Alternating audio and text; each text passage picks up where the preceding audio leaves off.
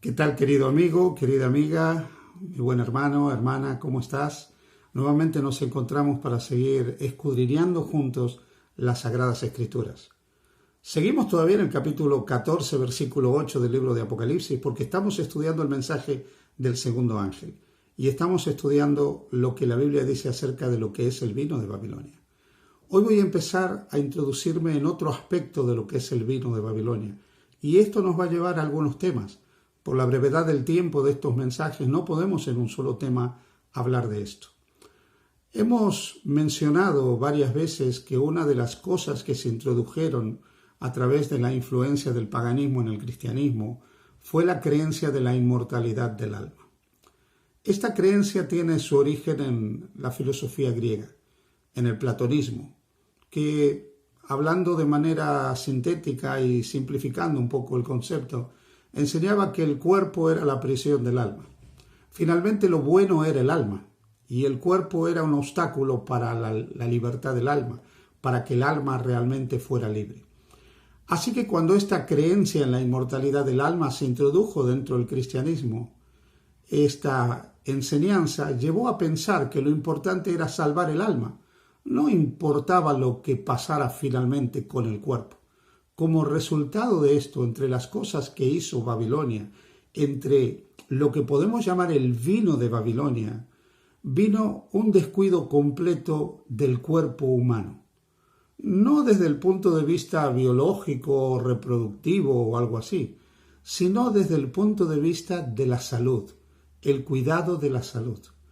Porque Babilonia dejó de aplicar, de enseñar y de practicar las leyes de salud que emanaban de la palabra de Dios. No solo del Antiguo Testamento, sino del Nuevo Testamento. En la tercera carta de Juan, él se dirige a la iglesia y expresa lo siguiente: Amado, yo deseo que tú seas prosperado en todas las cosas y que tengas salud, así como prospera tu alma. Es el deseo de Dios que tengamos salud. Él nos hizo. Y Él sabe qué es lo mejor para nosotros. Así que parte de lo que un cristiano debe procurar es una buena salud. Ahora bien, déjame decirte que sabemos claramente que vivimos en un mundo imperfecto. Nacemos con una naturaleza caída, vivimos en un mundo que está marcado por el pecado. Es cierto que este mundo, a través de los años que hemos vivido en este planeta, ha sido maltratado por el hombre. Lo hemos contaminado, lo hemos desgastado, lo hemos envenenado, hemos hecho mucho daño a este planeta. No obstante, el deseo de Dios es que tengamos salud. Y por eso es que Dios procura que nosotros cuidemos nuestro cuerpo, que es el templo de su espíritu, para poder tener la mejor salud posible dentro de esta realidad humana, imperfecta, pecaminosa, con flaquezas y con inconvenientes. Pero dentro de esa realidad, donde el mal, el dolor, el sufrimiento y la muerte finalmente serán inevitables, debemos buscar tener la mejor salud para la gloria de Dios. En la primera carta a los Corintios, en el capítulo 6 y versículos 19 y 20, el apóstol San Pablo escribe: ¿O ignoráis que vuestro cuerpo es templo del Espíritu Santo, el cual está en vosotros, el cual tenéis de Dios, y que no sois vuestros? Porque habéis sido comprados por precio. Glorificad pues a Dios en vuestro cuerpo y en vuestro espíritu, los cuales son de Dios. Si pues coméis o bebéis o hacéis otra cosa, hacedlo todo para la gloria de Dios, nos dice Primera de Corintios capítulo 10, el versículo 31. Así que aquí encontramos dos conceptos. Primero, en Primera de Corintios 6, 19 y 20 se nos dice que nuestro cuerpo es templo del Espíritu Santo. Luego en 1 Corintios 10:31 que todo lo que hagamos, aun comer o beber, debe ser para la gloria de Dios. Así que en lo que hacemos con nuestro cuerpo debemos buscar honrar a Dios. En lo que comemos o bebemos debemos buscar honrar a Dios. ¿Por qué? Aquí nos podemos preguntar por qué. Porque es bueno para nosotros. El que se beneficia de poner en práctica los principios de salud que Dios nos ha dejado en su palabra somos nosotros. Dios quiere nuestra felicidad. Dios quiere nuestro bienestar. Cuanto más nos acerquemos al proyecto de Dios, al propósito de Dios, mejor viviremos de este lado de la eternidad, a la vez que nos vamos preparando para vivir en el cielo. Babilonia, lamentablemente, cambió este plan, cambió este proyecto de Dios. Pero nosotros somos de Dios, le pertenecemos a Dios. Por eso el Salmo 100, versículo 3 dice, reconocer que Jehová es Dios, Él nos hizo, y no nosotros a nosotros mismos. Pueblo suyo somos y ovejas de su prado. Somos creación de Dios, le pertenecemos a Él, a fin de vivir para su gloria y para su honra. Pero este vivir para su gloria y honra es para que podamos ser felices aquí. Primera de Corintios, el capítulo 7, versículo 23, dice, por precio fuisteis comprados, no os hagáis esclavos de los hombres. Dios nos compró a través de su Hijo Jesús, nos rescató, nos redimió, para que nosotros podamos tener una vida nueva, una vida plena, en palabras de Jesús, una vida abundante, una vida mejor.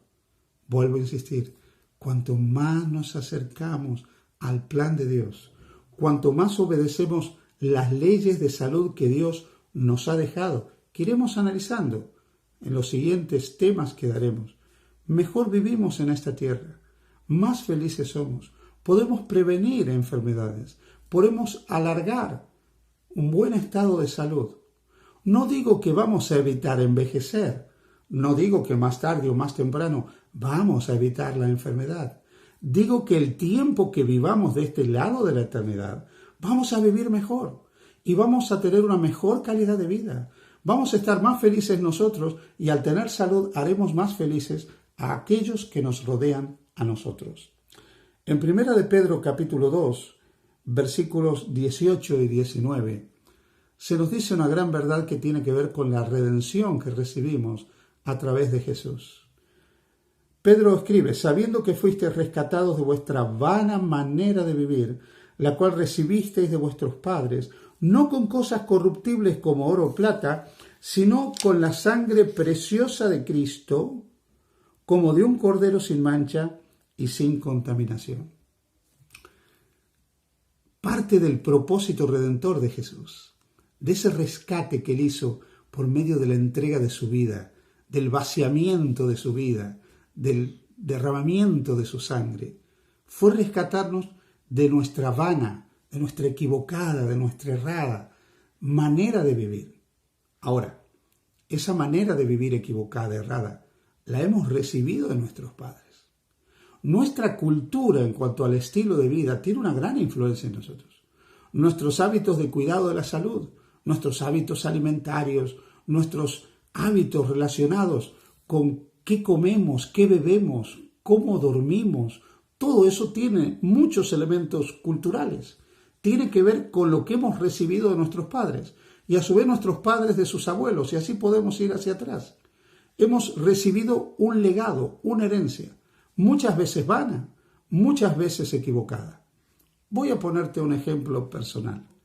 Nací en un hogar donde era muy común beber, pero beber hasta emborracharse. Mi padre, mis tíos, mis primos consideraban el beber como una manera de diversión. Se divertían viviendo. Había celebraciones y cada vez que había una celebración había que beber. Cuando había un cumpleaños había que beber. Cuando había una Navidad había que beber. Para finalizar el año había que beber. En el Día de la Madre había que beber. Cada reunión había que beber. Pero bebían hasta emborracharse.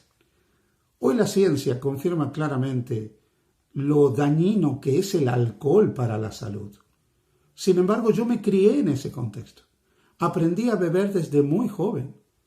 Pero cuando conocí la palabra de Dios, cuando conocí la Escritura, me di cuenta de que beber era una vana manera de vivir. Me di cuenta que había recibido de mis padres una vana manera de vivir y permití que el Señor me rescatara de esa vana manera de vivir, a fin de vivir para la gloria de Dios, a fin de comer o beber, 1 Corintios 10:31, para la gloria de Dios. ¿Cómo logramos entonces nosotros cambiar esa vana manera de vivir? Primero, aceptando a Jesús, reconociéndolo como nuestro Señor y Salvador, permitiéndole que Él llegue a nuestra vida, permitiéndole que Él entre a nuestra existencia, permitiéndole que Él pueda no solo perdonarnos, no solo quitarnos la culpa y la condenación del pecado, sino que también vaya limpiando el pecado en nuestra vida, que pueda también tomar el control de nuestra vida para darnos poder a fin de vivir una vida nueva, para que Él obre en nuestras mentes y nos transforme, a fin de que empecemos a pensar de otra manera, a desear de otra manera, a gustar de otra manera.